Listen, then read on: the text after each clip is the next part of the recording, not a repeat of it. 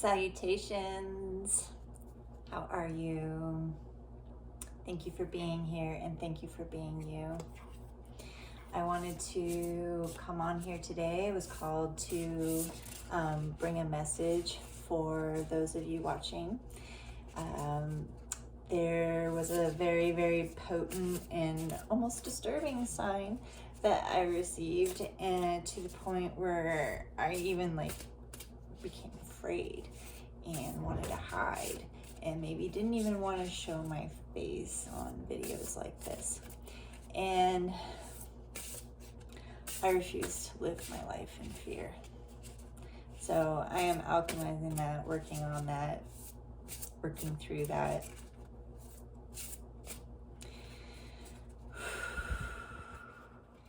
It's very real.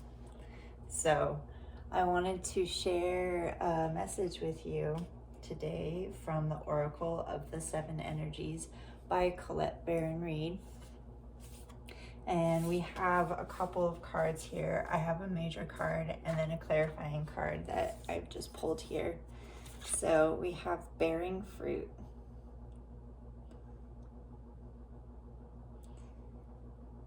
The artwork is by Jenna Della Grottaglia. I know I'm not saying her name entirely right, but it's a mouthful.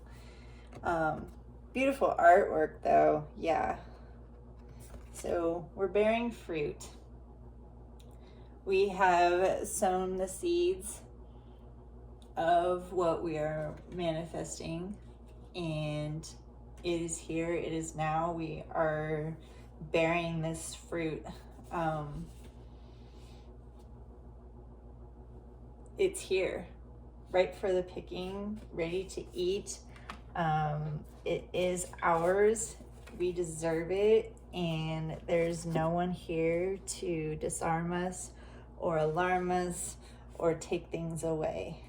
And this is just a final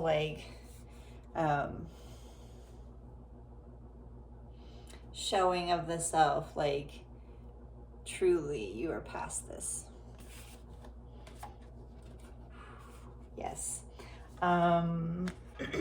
Let's see what our book has to say about this card here.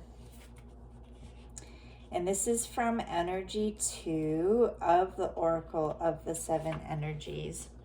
And Energy 2 is water, and it's connection, sexuality, intimacy, birthing, desire, pleasure, feelings, and fluidity. So a lot of creation energy coming up right here. If you're getting good ideas, they are good ideas. You don't have to, maybe it's not a good, no, it's a good idea. Freaking implement it, put it into action. I myself have been having download after download after download after download after download after download. And it's just like, okay, I have enough for the rest of my life. And I feel abundant just from the ideas of creativity that are coming at me lately. And I truly hope you are experiencing the same. And it's a reconnecting with the self, but not like a reconnecting in a version of the self that we used to be, but more of like the bringing in of this self that actually has been present this whole time, but we haven't stepped into that completely and activated the full potentiality of who that is, what that means, all those things. So yes. All right, so birthing the results of hard work, an idea or consistent thought manifesting into form, the relationship between the external world and the internal world of feelings and beliefs. Ooh, okay, yeah. So if we're seeing disturbing things in the external that go against our internal beliefs, we are being not necessarily challenged, because this is not a test. This is like the real deal. This is like you have to anchor right now. You have to anchor right now into who you are and these ideas and all these things, because it's gonna save the world. And it sounds like cliche and weird and stuff, but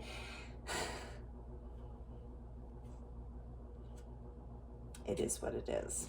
So, if your life were a tree, what fruit would it bear? Envision the results of the efforts you put into achieving your dreams and desires in partnership with the divine. Can you see the way you think, feel, and believe reflected in the material world? There is always a correlation between what you see, what you expect to see, what you intend consciously, and what you project unconsciously. And so that's the other thing, projecting unconsciously. So if you're seeing these things, we're being asked to clear away all of the deep down within, like, oh, we don't talk about that anymore. No, we have to talk about that, but we don't have to talk about it directly. We can talk about it in other ways that help to alchemize and transmute and translate that into a valuable lesson, a valuable message for yourself, for others, for your family, for your children, for the future. All right? So everything is intrinsically connected. Magic flows through you from the unseen world into the world you perceive. Moving from the realm of non-ordinary reality to ordinary reality, you birth ideas and thoughts into form and bring your most cherished desires to fruition. Not all ideas will bear sweet fruit. Sometimes you will reap a sour and bitter harvest based on your sense of your personal narrative and your assumptions about others. So, and that's another thing too. We assume a lot of things about others. We assume, one of the biggest things that we assume is that people aren't capable of change. That our idea of who they are in, some experience with them is who they will always be throughout all time. And that's just not accurate. That's who they were in that moment. And it may or may not have been a fortunate or unfortunate experience, but people will evolve, they will change, or they will change in a way that isn't necessarily an evolution. And also we change in our perspectives of people change. Ergo, they will seem to change because our perspective of like how we view them has changed. That's a big one. So you are in a powerful and fertile season of your life when you're particularly good at making things happen with very little effort. Pay close attention to what you're manifesting. So from your career to your personal relationships, your influence is strong at this time. If you don't like what your life is yielding, prune the proverbial tree and get into alignment with what genuinely lights you up. I recently had a conversation with a very close personal person to me that I'm really focusing on what like lights me up. What truly like interests me, and it may not be like makes sense per se in the bigger picture, but sometimes these like little things, when we entertain them, they can actually trigger a bigger meaning, a bigger sense of motivation towards action, and sprinkle that action with a new energy that allows it to actually come to life and gives it power and more meaning. And that is truly what the success of things comes from, is that meaning, that like oomph, that yes, like this is cool, So Remember, you birth into the world that which you pay most attention to and consistently hold within as your truth. Be clear about what you intend. And can you make this commitment to yourself, to others, to the world around you? You are here to like do really cool things. And so, what the fuck are you waiting for? I says to I. So our clarifying card here. So I know this is also a message for me as the storyteller. So me personally, I have a lot of stories, and I have stories where I gotta be careful about how I tell them, because I want to be sensitive to certain things.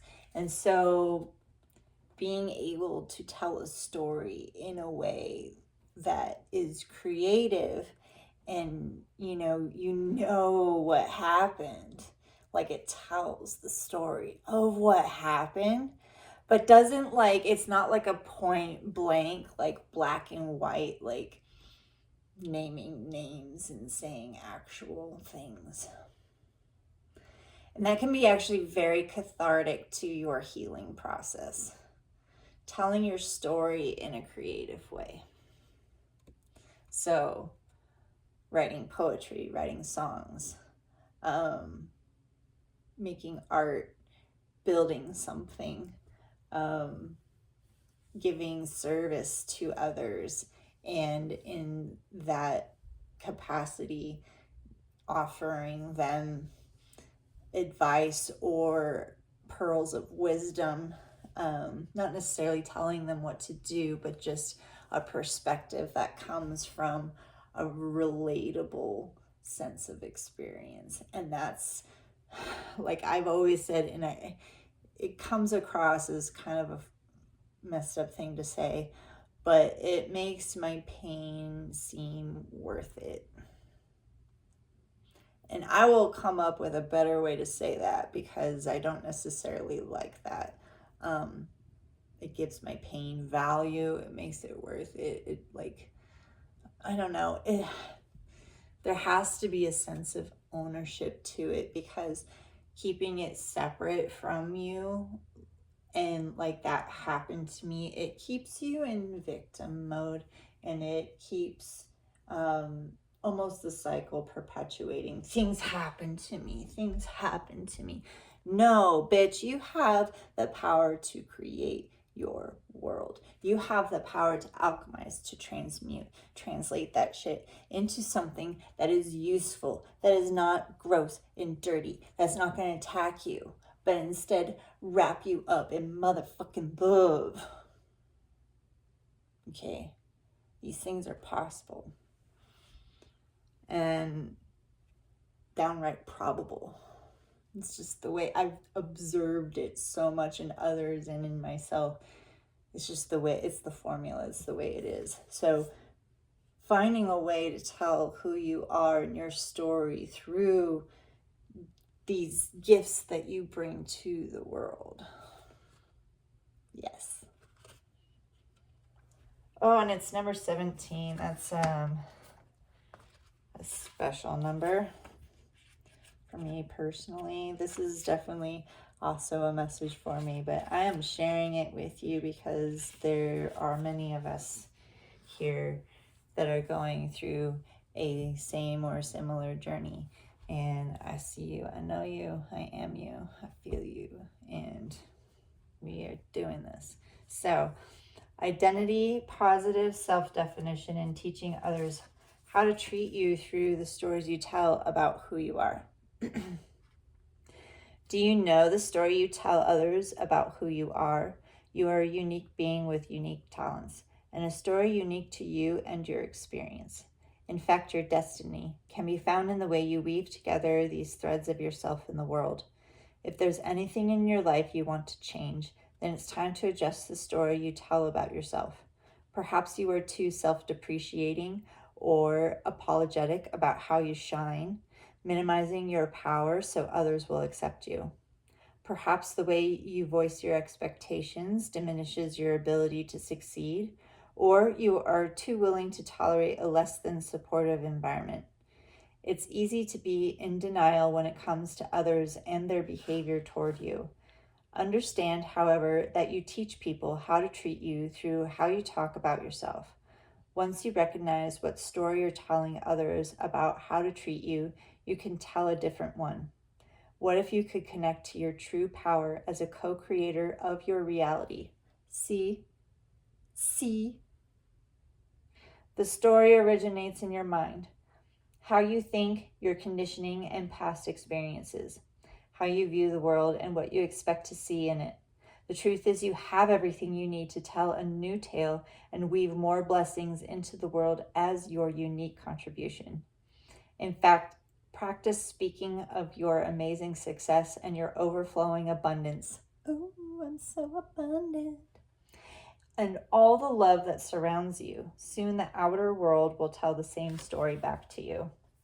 So yeah, highlighting like just these little corners and making sure that we're focusing on the fruit that we're bearing. And these little corners of fear and things that we don't want to talk about, we have to talk about them. You don't have to talk about them directly, like I said. In fact, don't. It's probably not the healthiest approach, actually. But it is part of who you are, and to deny those parts of yourself is to deny your whole self.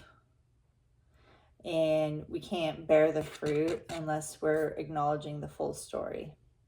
So, yeah, I was afraid before I came on here. I didn't want to show my face. I was shown something from my past that hurt me and was very terrifying. And it brought up still some fear. And here I am alchemizing that. I still have fear. But bravery isn't the absence of fear. Bravery is moving through that fear and turning it into something beautiful. So I hope my coming on here changed my fear into something beautiful and brought a message to one of you, something that you needed today. I really appreciate you. Thank you for coming here, and thank you for being you. Have a wonderful day.